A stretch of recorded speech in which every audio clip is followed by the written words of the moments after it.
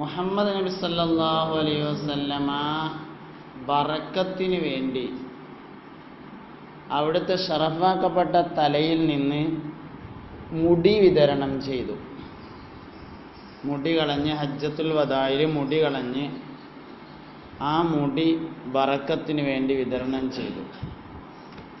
അവിടെ ആ ഹദീസിൽ നിന്ന്, ആ സംഭവത്തിൽ നിന്നാണ് മുടിയും ബറക്കത്തും എന്ന വിഷയത്തിലെ പഠനം ആരംഭിക്കേണ്ടത്.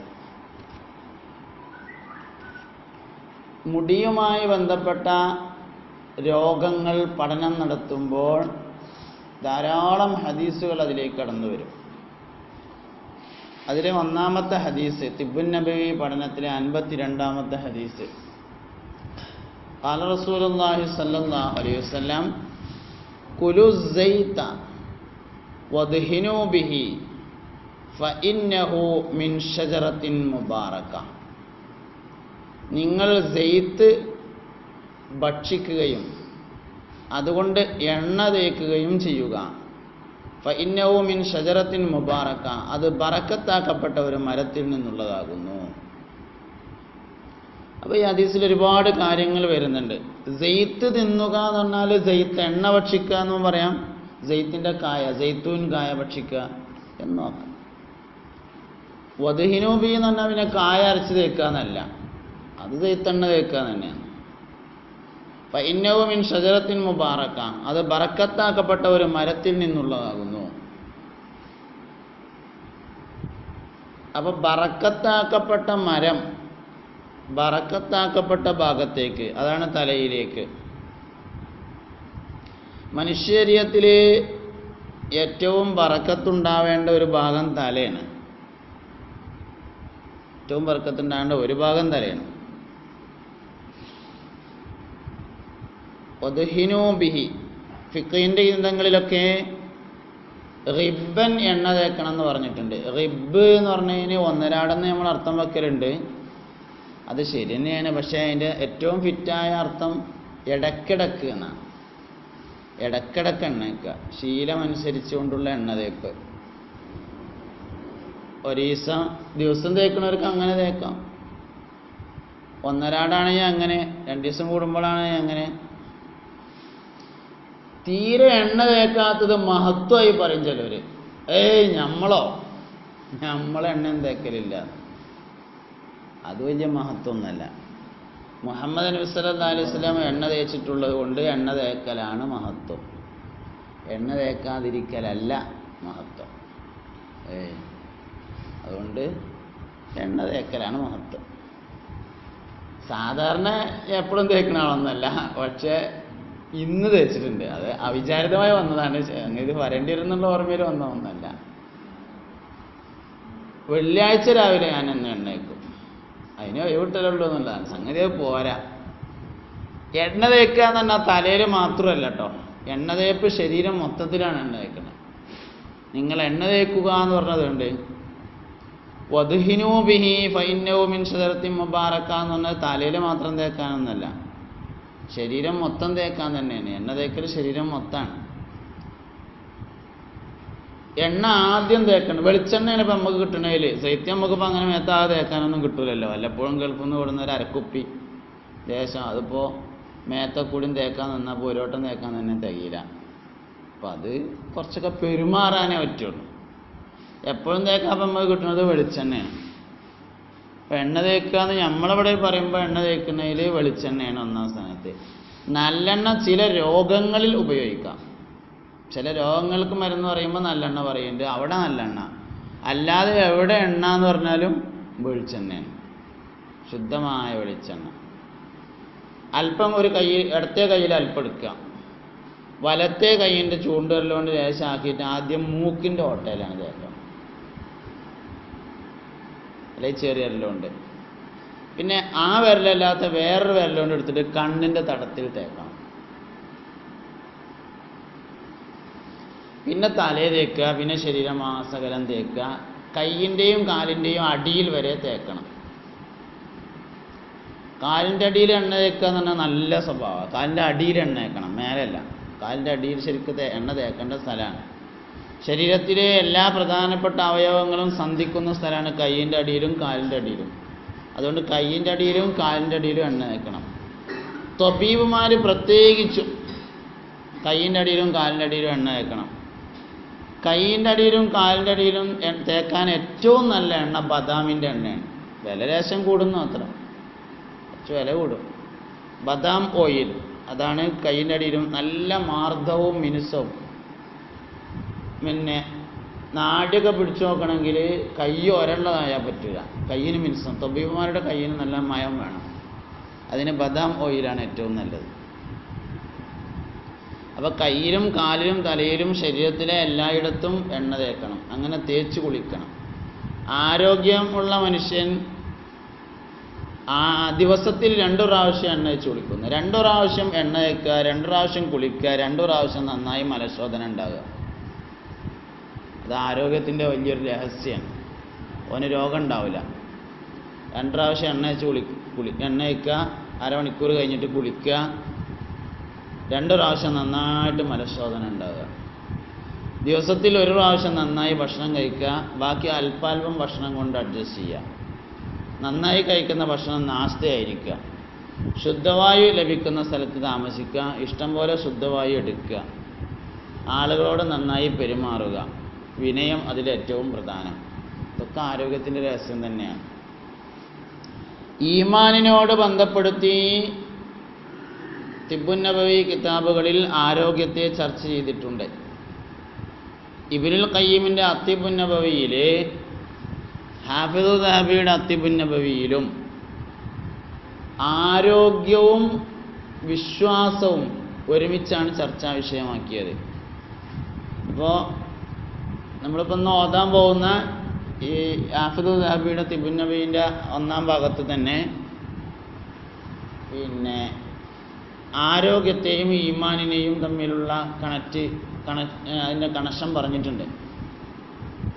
ഈമാൻ കഴിഞ്ഞാൽ പിന്നെ മനുഷ്യന് ഏറ്റവും പ്രധാനപ്പെട്ടത് ആരോഗ്യമാണ്. ഈമാൻ കഴിഞ്ഞാൽ പിന്നെ വേണ്ടത് ഇബാദത്താണല്ലോ.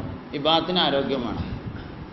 അപ്പോൾ ഈമാൻ കഴിഞ്ഞാൽ ഉണ്ടാവേണ്ട ഇബാദത്തിൻ്റെ ഏറ്റവും പ്രധാനപ്പെട്ട വഴിയാണ് ആരോഗ്യം എന്ന് പറയുന്നത്. അതുകൊണ്ട് അഹബ്ബു സുആലി ഇലല്ലാഹി അൽ ആഫിയ. നിങ്ങൾ അള്ളാഹുവിനോട് ചോദിക്കുന്ന ചോദ്യങ്ങളിൽ അവന് ഏറ്റവും ഇഷ്ടപ്പെട്ടത് ആരോഗ്യത്തെ ചോദിക്കലാണെന്ന് മുഹമ്മദ് നബി സല്ലല്ലാഹു അലൈഹി വസല്ലമ തങ്ങൾ പറഞ്ഞിരിക്കുന്നു. അപ്പോൾ മുടിയുമായി ബന്ധപ്പെട്ട, രോമവുമായി ബന്ധപ്പെട്ട ചർച്ച. മുടി എന്ന് പറഞ്ഞാൽ തലമുടി മാത്രമല്ല, താടിമുടി, കണ്ണിൻ്റെ മുകളിലുള്ള മുടി, മീശ, ശരീരത്തിൽ ആസകലമുള്ള രോമങ്ങൾ. ഈ രോമങ്ങളുമായി ബന്ധപ്പെട്ട് രോമങ്ങളും ഹവാവും, ഷഅറും ഹവാവുമായാണ് തിബ്ബുൻ നബവി ബന്ധപ്പെടുത്തിയിട്ടുള്ളത്. വായുവുമായി, ഓക്സിജനുമായി വളരെ അടുത്ത ബന്ധം പുലർത്തുന്ന ഒരു സാധനമാണ് രോമങ്ങൾ എന്ന് പറയുന്നത്. രോമം മനുഷ്യന് വലിയ സംരക്ഷണം നൽകുന്നുണ്ട്. അത് വായു മാധ്യമമാക്കിയാണ് ആ സംരക്ഷണം നൽകുന്നത് എന്ന് തിബ്ബുൻ നബവി ഗ്രന്ഥങ്ങൾ പറഞ്ഞിട്ടുണ്ട്. കുലു സൈത്ത, നിങ്ങൾ സൈത്ത് ഭക്ഷിക്കുക. വദ്ഹിനൂ ബി, അതുകൊണ്ട് നിങ്ങൾ എണ്ണ തേക്കുകയും ചെയ്യുക. ഫഇന്നഹു മിൻ ഷജറത്തിൻ മുബാറക, അത് ബറക്കത്താക്കപ്പെട്ട ഒരു മരത്തിൽ നിന്നുള്ളതാണ്. സൈത്തിൻ്റെ ബറക്കത്ത് ഖുർആൻ കൊണ്ട് സ്ഥിരപ്പെട്ടതാണ്.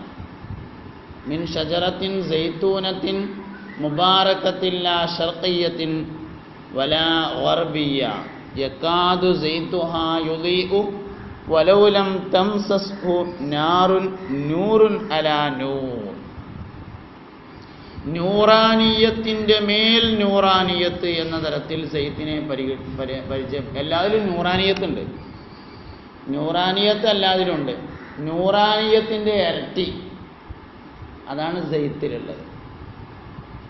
വത്തീനി വസ്സൈത്തൂൻ വതൂരി സീനീന വഹാദൽ ബലദിൽ അമീൻ. സൈത്ത് മന്ത്രിക്കണ്ടാത്ത മരുന്നാണ്. അതിൽ ഓൾറെഡി മന്ത്രമുണ്ട്. ഈ ആയത്ത് അതിലുള്ള മന്ത്രമാണ്. അപ്പോൾ സൈത്ത് പിന്നെ മന്ത്രിക്കേണ്ട ആവശ്യമില്ല. നൂറാനിയത്ത് വർദ്ധിച്ച സാധനമായതുകൊണ്ട് ശ്രദ്ധിച്ച് ഉപയോഗിക്കണം. ശരീരമാസകലം തേക്കുകയാണെങ്കിൽ അരക്കുന്ന കീഴ്പ്പെട്ട് തേക്കാം, ശരീരം മൊത്തം തേക്കുകയാണ്. ശരീരം മൊത്തം തേക്കണില്ലെങ്കിൽ അരക്കം നീക്കപ്പെട്ട് മാത്രമായിട്ട് അത് തേക്കാതിരിക്കലാണ് നല്ലത്. അതൊരു മോശാക്കലാവും. ശരീരം മൊത്തം തേക്കുകയാണെങ്കിൽ കാലിൻ്റെ അടിയിലൊക്കെ തേക്കാം, അപ്പോൾ പിന്നെ പ്രശ്നമല്ല. അല്ലെങ്കിൽ പിന്നെ കാലിൻ്റെ അടിയിലൊന്നും തേക്കാതിരിക്കലാണ് നല്ലത്. കുടിക്കാൻ വേണ്ടി ഉപയോഗിക്കാം. അല്ല, ബദാം വേറെ സെയ്ത്ത് വേറെ. സെയ്ത്ത് തന്നെയാണ് ഒന്നാം സ്ഥാനത്ത്, കാരണം ഖുർആൻ പറഞ്ഞതല്ലേ. ബാക്കി എണ്ണയൊക്കെ അതിൻ്റെ താഴെയല്ലേ വരുള്ളൂ. ഖുർആനിൽ പറഞ്ഞ പ്രധാനപ്പെട്ട എണ്ണയാണ് സെയ്ത്ത് എണ്ണ. അതുകൊണ്ട് അതന്നെയല്ലേ ഒന്നാം സ്ഥാനത്ത് വരും. കിട്ടാനുള്ള ലഭ്യത കുറവായതുകൊണ്ടാണ് ബാക്കിയുള്ള എണ്ണയെക്കുറിച്ച് ചർച്ച ചെയ്യുന്നത്. പിന്നെ ഏതൊന്നും പ്രാദേശികമായ മറ്റൊരു സാധനം ഉണ്ടാവും. അത് തിബുൻ നബിയുടെ ഒരു പൊതു തത്വമാണ്. അപ്പോൾ ഈത്തപ്പഴം, അപ്പോൾ ഈത്തപ്പഴത്തിന് പകരമായി ഓരോ പ്രദേശത്തും എന്തെങ്കിലും ഒരു സാധനം ഉണ്ടാവും. അപ്പോൾ നമ്മളെ നാട്ടിനെ സംബന്ധിച്ചിടത്തോളം ഒന്നുകിൽ നേന്ത്രപ്പഴം അല്ലെങ്കിൽ തേങ്ങ. അത് നേന്ത്രപ്പഴമാണെന്ന് അഭിപ്രായം പറഞ്ഞവരുണ്ട്, തേങ്ങയാണെന്ന് അഭിപ്രായം പറഞ്ഞവരുണ്ട്. ലക്ഷദ്വീപിനെ സംബന്ധിച്ചാണെങ്കിൽ തേങ്ങ. അവിടെ വാഴ ഉണ്ടാവും പോലെ തെങ്ങുണ്ടാവും. ഒരു കുയ്യുന്നതിനെ 4 തെങ്ങ് അങ്ങനെ നിൽക്കണതാണ്. നമ്മളവിടെ വാഴ ഉണ്ടാവും പോലെ അവിടെ തെങ്ങുണ്ടാവും. അപ്പോൾ നമ്മളെ സംബന്ധിച്ച് ഒന്നുകിൽ വാഴപ്പഴം, നേന്ത്രപ്പഴം അല്ലെങ്കിൽ തേങ്ങ. ഈത്തപ്പഴത്തിന് അപ്പോൾ ഈത്തപ്പഴത്തിൻ്റെ മിക്കവാറും ഗുണങ്ങളൊക്കെ അതിനുണ്ടാവും. ഇങ്ങനെ എല്ലാത്തിനും പ്രാദേശികമായ ഒരു സാധനം ഉണ്ടാവും. മാ അൻസലല്ലാഹു ദാഅൻ ഇല്ല അൻസല ലഹു ഷിഫ. അല്ലാഹു തആല ഒരു രോഗത്തെയും ഇറക്കുന്നില്ല അതിനുള്ള ഷിഫയെ ഇറക്കിയിട്ടല്ല. അത് എവിടെങ്കിലും അല്ല. പിന്നെ രോഗം ഇറക്കുന്നിടത്ത് തന്നെയാണ് ഷിഫ ഇറക്കുന്നത്. അതുകൊണ്ട് ഒരു അസുഖം എവിടെയാണോ അവിടെ തന്നെ അതിനുള്ള മരുന്നുണ്ടാണ്. കണ്ടെത്താൻ പ്രയാസമാകുമ്പോൾ കണ്ടെത്തിയോടത്ത് നമ്മൾ കൊണ്ടുവരുന്നു എന്ന് മാത്രം. യഥാർത്ഥത്തിൽ രോഗമുള്ളിടത്തൊക്കെ ആ രോഗത്തിനുള്ള ഷിഫ ഉണ്ട്, ആ രോഗത്തിനുള്ള മരുന്നുണ്ട്. മാത്രമല്ല ആദ്യം മരുന്നാണ് വരുന്നത്. ഇല്ലാ അൻസല ലഹു ഷിഫ. ആദ്യം ഷിഫ വന്നിട്ട് പിന്നെയാണ് രോഗം വരുന്നത്. ഇല്ലൻ്റെ ശേഷമുള്ളത് ആദ്യമാണ്. മാ അൻസലല്ലാഹു ദാഅൻ ഇല്ലാ അൻസല ലഹു ഷിഫ. ഷിഫായിനെ ഇറക്കിയിട്ടല്ലാതെ രോഗത്തെ ഇറക്കുന്നില്ല. അപ്പോൾ ആദ്യം വന്നത് ഷിഫയാണ്. അള്ളാഹു നാഫിയ ഇൽമിനെ തരട്ടെ. സെയ്ത്ത് വളരെ നന്നായി ബഹുമാനപ്പെട്ട ഇബ്നുൽ ഖയ്യിം തൻ്റെ സാദുൽ മആദിൽ വിശദീകരിച്ചിട്ടുണ്ട്. സെയ്ത്തും അതിൻ്റെ ഉപയോഗങ്ങളും അതിൻ്റെ പ്രാധാന്യങ്ങളും എല്ലാം വളരെ വിശദമായി അദ്ദേഹം ചർച്ച ചെയ്തിട്ടുണ്ട്. ബഹുമാനപ്പെട്ട ഇമാം സുയൂത്തി റളിയല്ലാഹു അൻഹു തൻ്റെ അത്തിബുൻ നബവിയിൽ, സുയൂത്തി ഇമാമിൻ്റെ ഒരു തിബുൻ നബവി ഉണ്ട്. നിലവിലത്ര വ്യാപകമായി പ്രിൻ്റ് കിട്ടാത്തൊരു തിബുൻ നബവിയാണ് സുയൂത്തി ഇമാമിൻ്റെ. സുയൂത്തി ഇമാമിൻ്റെ തിബുർ റഹ്മ പ്രിൻ്റ് കിട്ടും. മാനവരുടെ തിബുൻ നബവി അങ്ങനെ പ്രിൻ്റ് നിലവിൽ കിട്ടാത്തതാണ്. അതിൽ തിബുമായി ബന്ധപ്പെട്ട ഒരുപാട് ഹദീസുകൾ ചർച്ച ചെയ്യുന്നുണ്ട്. അതിൻ്റെ പരിഭാഷ ഉണ്ട്. വചനം ബുക്സ് ഈ സുയൂത്തി ഇമാമിൻ്റെ തിബുൻ നബവിയുടെ പരിഭാഷ ഇറക്കിയിട്ടുണ്ട്. അപ്പോൾ വാങ്ങാൻ കിട്ടേണ്ടതാണത്. എൻ്റെ അടുത്തുണ്ട്. അപ്പോൾ അതിൽ ഒരുപാട് ഹദീസുകളും മരുന്നുകൾ തന്നെ പറയുന്ന ധാരാളം ഹദീസുണ്ട്. ഈ സെയ്ത്തിനെ കുറിച്ചുള്ള ഹദീസ് അതിൽ ചർച്ച ചെയ്യുന്നുണ്ട്.